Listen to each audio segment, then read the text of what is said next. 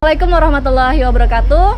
Selamat pagi semuanya. Kembali lagi dengan saya Wiwi Astuti di podcast KKN Unsur Pegalongan 2021 episode 2. Nah, pada kesempatan kali ini kita akan membahas mengenai pencegahan COVID-19. Dan pada kali ini kita kedatangan narasumber yang sangat luar biasa. Beliau ini merupakan petugas Promkes di Kecamatan Patikraja. Selamat pagi Pak Antoni. Ya, selamat pagi.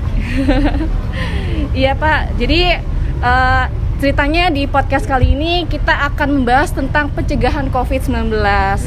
Jadi kita akan berbincang nih Pak, mulai dari COVID itu apa sih gitu, nanti sampai ke pencegahannya. Nah, mulai dari yang pertama, sebenarnya kita kan sudah sering mendengar COVID gitu ya Pak. Nah, sebenarnya COVID itu apa sih Pak? Oke, sebelumnya saya perkenalan dulu. Iya. Ya, nama saya Antoni Kurniansyah dari bidang promosi kesehatan dan pemberdayaan masyarakat Puskesmas Patikraja. COVID itu apa? Sebenarnya COVID itu adalah nama virusnya ya. Iya. Coronavirus disease aslinya namanya. Sebenarnya kan SARS-CoV-19. Awalnya virus COVID itu ada ya kan bulan November Desember 2019 ya waktu itu. Kemudian dirubah namanya menjadi COVID-19 atau Coronavirus Disease 19 ya. Jadi memang itu sebuah nama virus sebenarnya, bukan penyakit tapi nama virus ya. Sebenarnya virus ini adalah manifestasi penyakit seribu wajah. Jadi bukan COVID-nya yang menyebabkan kematian ya, tapi COVID ini adalah virus yang nantinya memperparah suatu penyakit yang sudah ada sebenarnya, yang ada di orang tersebut yang terpapar COVID ya.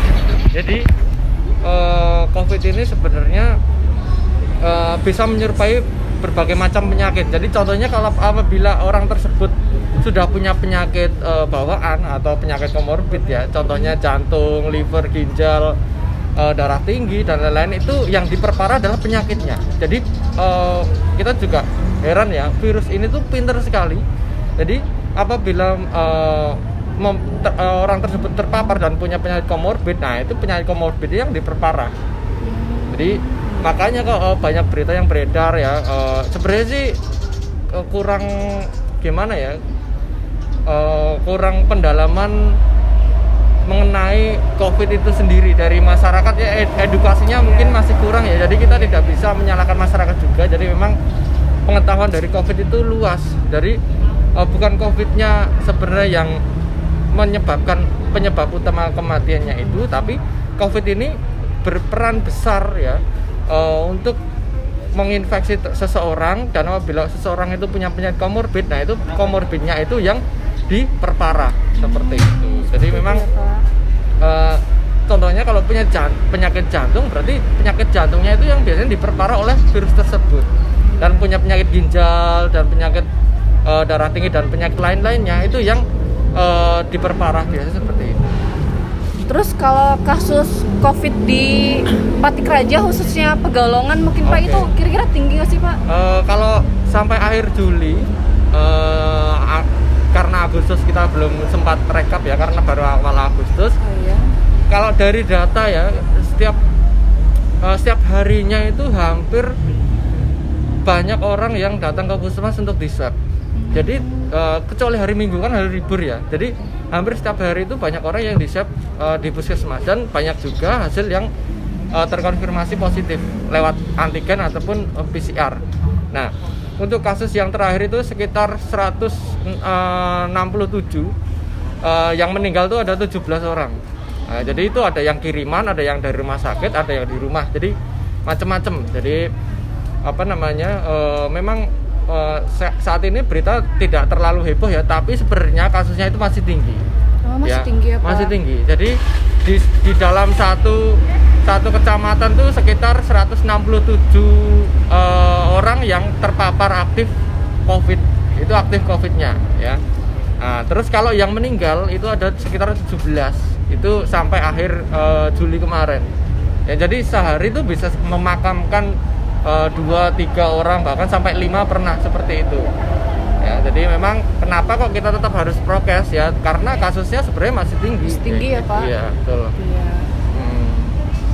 Terus sekarang kan ada varian baru ya Pak. Ya. Nah, itu gejalanya itu biasanya seperti apa sih Pak? Ya sebenarnya ada beberapa varian baru ya iya. dari virus COVID itu sendiri, ada alpha, beta, gamma, Iya. terus delta ya. Ya Iya. sekarang yang bahaya tuh delta. Delta. Itu pertama kali ditemukan tuh varian itu di India kalau nggak salah. Itu udah mulai masuk Indonesia itu pertengahan awal 2021 ya. Jadi virus ini gejalanya salah satunya tetap sama sih, ada Sama. batuk, demam, flu kayak pilek, kemudian disertai itu biasanya mual, muntah atau sakit lambung ya. Kemudian ada pegel-pegel, nyeri pegel, dan ada juga gangguan pendengaran, penurunan pendengaran. Nah, jadi memang banyak sekali saat ini orang-orang yang keluhannya tuh selain flu ya, radang, susah menelan kayak gitu ya, tapi juga disertai dengan sakit lambung, sakit perut ya, ada diarenya juga kadang. Nah, itu salah satu gejala dari virus delta ya, virus COVID delta. Jadi ini yang perlu diwaspadai, dan penyebarannya itu lebih cepat Lebih cepat ya lebih Pak ya? cepat dan airborne. Jadi kalau menurut literasi yang kami baca dan sering kita pelajari update ilmu lewat Zoom meeting dari Kemenkes ataupun dinas, itu berpapasan saja itu sudah bisa terpapar orang tersebut kayak gitu. Iya. Tuh. Jadi memang harus prokes yang pertama, dan vaksin itu harus juga. Harus ya, Pak, ya? Betul. Nah, terus selain tadi kan untuk yang varian delta itu airborne ya Pak. Oke. Nah, sebenarnya kalau cara penularannya itu lewat apa saja sih Pak? Iya, penularan itu bisa langsung maupun tidak langsung ya. Jadi kalau salah satunya juga bisa lewat droplet, ya, air liur, itu bisa, terus cairan tubuh apapun itu, seperti darah dan lain-lain ya. Terus kemudian ya airborne itu jadi saat kita berbicara nggak menggunakan masker, kemudian di situ lawan bicaranya juga tidak menggunakan masker, itu bisa langsung terpapar seperti itu. Apalagi kalau kita kontak langsung ya, berjabat tangan dan lain itu bisa. Terus ibu-ibu bisanya cipika-cipiki gitu ya Pak? Bisa. Iya, terus kalau misal kita udah tertular COVID nih Pak, bisa nggak sih kita tertular lagi? Bisa. Walaupun sudah divaksin masih bisa ya Pak ya? Nah, cuman gini, orang yang sudah pernah terpapar COVID itu masih bisa terpapar lagi. Seperti halnya orang yang sudah divaksin. Namun perbedaannya orang yang belum divaksin dan yang sudah, itu ibarat kata tuh kalau yang sudah divaksin itu masa penyembuhannya biasanya lebih cepat. Lebih cepat ya Pak ya? Kemudian yang kedua, derajat keparahan dari penyakit tersebut lebih rendah. Jadi derajat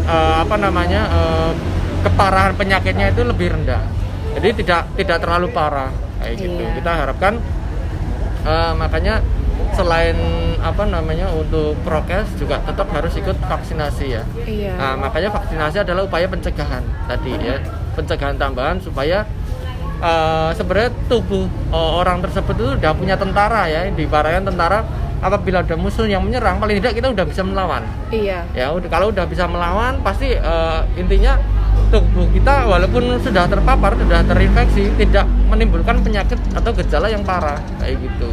Jadi ibarat kata kayak kita naik motor antara orang yang pakai helm ataupun yang tidak, apabila kecelakaan kan lebih parah yang tidak pakai helm. Nah, Iya, itu salah satu betul. analogi kita untuk supaya masyarakat itu paham dan mengerti pentingnya vaksin. Jadi kan ada berita yang nggak pas ya, contohnya ngapain divaksin kalau bisa kena lagi ya. Iya. Jadi terus intinya ya itu nggak pas kata-kata seperti itu kayak gitu.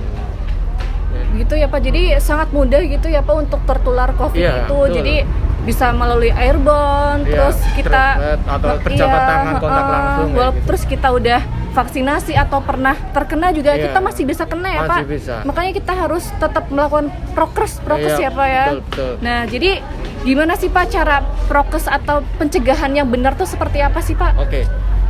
Yang pertama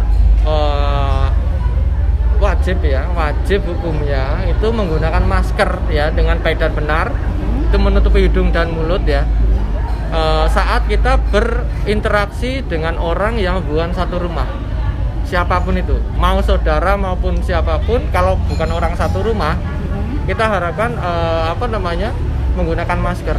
Ya kita bukannya seperti apa-apa, karena di masa pandemi ini kita nggak pernah tahu siapa yang terpapar sebenarnya ya. Pak. Apalagi ada OTG gitu ya Pak. Yang OTG kita kan nggak tahu apakah kita yang bisa menularkan apa orang lain. Nah seperti makanya untuk preventif kita tetap menggunakan masker dengan baik dan benar. Selain itu untuk di tempat-tempat umum juga harus kita gunakan masker dengan baik dan benar ya. Makanya yang paling penting adalah sebenarnya masker ya, dan sering cuci tangan ya. Cuci tangan sendiri kita harapkan supaya dilakukan sesering mungkin karena contohnya setelah kita memegang benda apapun di tempat umum atau benda-benda yang kotor seperti itu sangat penting sekali. Jadi cuci tangan dengan sabun dengan air yang mengalir itu harus seperti itu, karena sebenarnya sabun apapun ya, tidak harus sabun cuci tangan. Karena apa? Dari kandungan atau struktur dari virus itu akan hancur apabila terkena sabun seperti itu. Dan kemudian jaga jarak ya, apabila kita nggak bisa jaga jarak ya paling tidak kita punya inti dua itu ya, kita pakai masker dan kemudian kita sudah cuci tangan pakai sabun ya. Kemudian batasi mobilitas apabila tidak penting sekali, kita tidak usah bepergian, intinya seperti itu. Dan tidak lupa ya berdoa pada Tuhan, kita mohon perlindungan karena sebesar apapun usaha kita, karena apabila qadarullah kita terpapar ya kita terima ya, nggak usah panik, intinya seperti yang penting kita udah berusaha dulu. Ya, gitu. Nah itu tadi memakai masker itu merupakan salah satu pencegahan yang paling utama ya Pak. Ya, nah masker itu kan banyak macamnya ya Pak. Nah yang direkomendasikan itu yang seperti apa sih? Ya salah satunya kita rekomendasikan adalah masker medis ya, atau surgical mask untuk masker bedah seperti itu ya. Jadi itu karena udah lapisannya dan udah ada pengujiannya, itu udah efektif ya, efektivitasnya itu sekitar 80%.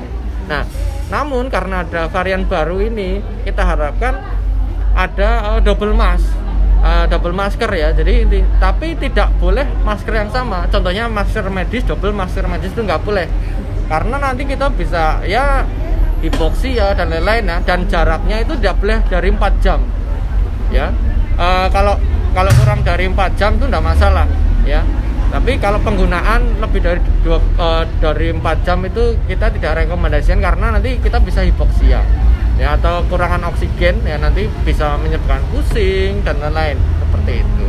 Dan tetap harus dengan benar menutup hidung dan mulut kayak gitu. Jadi double-nya yang pertama yang dipakai itu masker medis, kemudian didouble masker kain biasa. Ya, jadi tetap harus penggunaannya harus benar dan sesuai dengan petunjuk penggunaan seperti itu.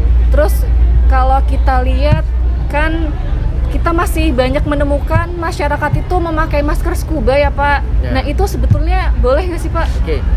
Kalau masker scuba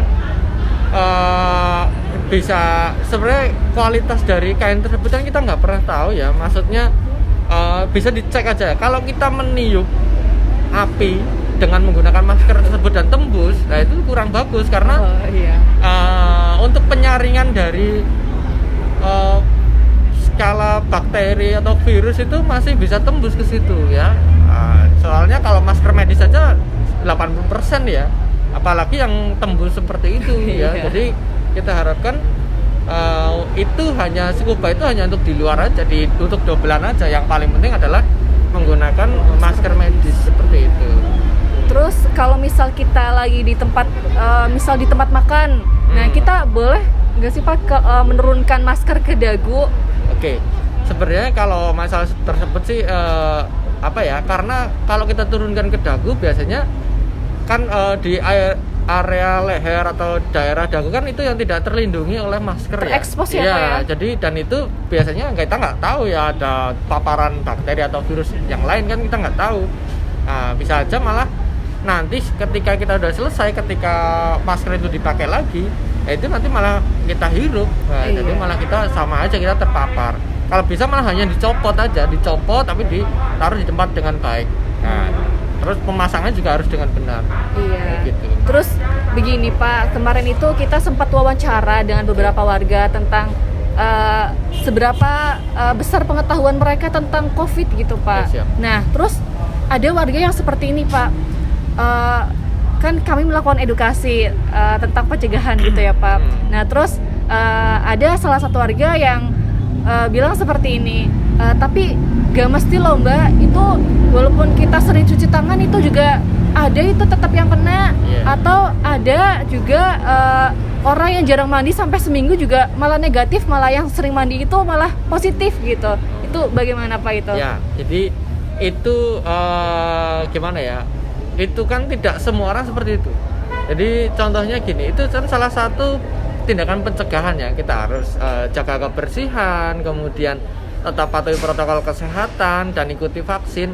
Jadi contohnya apakah apabila kita tidak mematuhi itu terus kita bisa langsung terpapar juga tidak. Tapi dilihat dari lingkungannya. Ya lingkungannya itu seperti apa. Contohnya kalau lingkungannya itu menggunakan masker dengan baik, apabila dia tidak menggunakan masker ya aman-aman aja biasanya. Tapi kan kita nggak pernah tahu virus itu bentuknya seperti apa, di mana kelihatan tidak kelihatan. Iya. Jadi kan untuk upaya pencegahan. Iya. Nah, contohnya nggak pakai masker di rumah atau di luar rumah juga masih aman apabila di situ tidak ada paparan virus tersebut. Ya, jadi tidak semuanya yang ngalamin nggak pakai masker selama ini juga nggak apa-apa kok. Iya. Nah, tapi kan karena yang menjaga kan lingkungannya orang tersebut. Jadi lingkungan tersebut udah patuh masker tapi dia nggak pakai, otomatis dia minim resiko untuk terpapar. Iya. Nah, jadi seperti itu. Jadi contohnya seperti tadi kita sudah menggunakan helm, menggunakan motor ya. Waktu kita bisa saja kita kecelakaan kan. Nah, tapi kan kita udah ada helm. Nah, meminimalisir keparahan penyakit. Contohnya dia jatuh tapi tidak terlalu parah. Tapi kalau tidak pakai helm otomatis dia bisa parah kan seperti itu. Iya. Terus misal nih Pak, ada salah satu warga yang positif atau mengalami gejala COVID. Nah, sebetulnya apa sih yang harus mereka lakukan pertama kali? Ya, yang pertama apabila merasakan gejala COVID ya, itu langsung lapor ke bidan desa atau satgas desa atau perangkat desa. Nanti dikoordinasikan dengan petugas kesehatan yang ada di puskesmas ya, atau di rumah sakit bisa aja. Nanti untuk cek yang pertama adalah di swab antigen dulu ya. Apabila bergejala dan hasilnya positif, itu langsung kita nyatakan positif menurut revisi yang kelima ya. Jadi hasilnya udah positif, antigen tetap nanti diharapkan untuk tetap isoman. Ya, isoman dan gejalanya akan kita obati ya. Kita kasih obat dari puskesmas dan semua dari cek swab obat itu gratis ya Pak ya? Tidak bayar, tapi khusus untuk yang bergejala dan kontak erat dengan orang yang terkonfirmasi positif. Iya. Seperti itu. Terus terkait kontak erat nih Pak, kalau misal ada salah satu keluarga kita yang satu rumah itu ada yang positif, otomatis keluarga yang di situ termasuk kontak erat ya Pak? Ya betul. Nah, terus apa yang harus mereka lakukan Pak? Ya tetap ya itu tadi harus cek ya. Tetap harus cek ya Pak? Harus cek. Yang pertama lapor dulu, kemudian dites swab ya untuk menentukan apakah orang tersebut itu sudah terpapar atau tidak. Nah, apabila kontak erat tapi kok tidak menimbulkan gejala dan masih bergejala hasilnya negatif ya tetap harus kita sarankan untuk isolasi mandiri. Karena kan mungkin belum keluar dalam masa inkubasi ya. Jadi mungkin baru kemarin hasilnya keluar yang keluarganya tersebut dan hari itu juga dia periksa. Tapi kan belum tentu dia melewati masa inkubasinya. Jadi belum terlihat infeksi virus dalam dirinya. Jadi terpapar belum tentu terkonfirmasi ya. Jadi seperti itu. Terpapar bisa tapi belum menimbulkan efek. Tapi kalau sudah terinfeksi atau terkonfirmasi biasanya ada gejala-gejala yang akan timbul. Nah, seperti itu. Iya. Mungkin terkait pencegahan COVID nih Pak, apa sih yang ingin Bapak sampaikan kepada masyarakat di Kecamatan Patik Raja? Oke. Yang pertama, tidak usah panik ya. Tidak usah panik. Yang kedua, tetap harus patuhi protokol kesehatan ya. Patuhi protokol kesehatan. Yang pertama, tetap harus pakai masker dengan baik dan benar ya. Yang kedua, cuci tangan pakai sabun ya, dengan air yang mengalir, air bersih yang mengalir. Kemudian yang ketiga adalah jaga jarak ya, jauhi kerumunan sebisa mungkin. Kurangi mobilitas, makan makanan yang bergizi ya, seperti itu. Kemudian minum air putih harus yang banyak ya, terutama air putih yang hangat. Dan yang tidak kita lupa harus tetap berdoa ya, meminta pertolongan pada Tuhan Yang Maha Esa supaya kita terhindar dari COVID-19. Dan jangan lupa untuk selalu mengingatkan kepada orang lain ya, untuk selalu mematuhi prokes dan tidak usah takut untuk divaksin. Insya Allah vaksin itu aman dan halal. Aman ya Pak. Gitu, iya. Iya. Jadi harus tetap patuhi prokes ya Pak ya? Ya harus, wajib. Iya. Oke. Terima kasih ya Pak sudah menjadi narasumber kami, sangat bermanfaat sekali untuk informasinya. Sekian dari kami. Wassalamualaikum warahmatullahi wabarakatuh.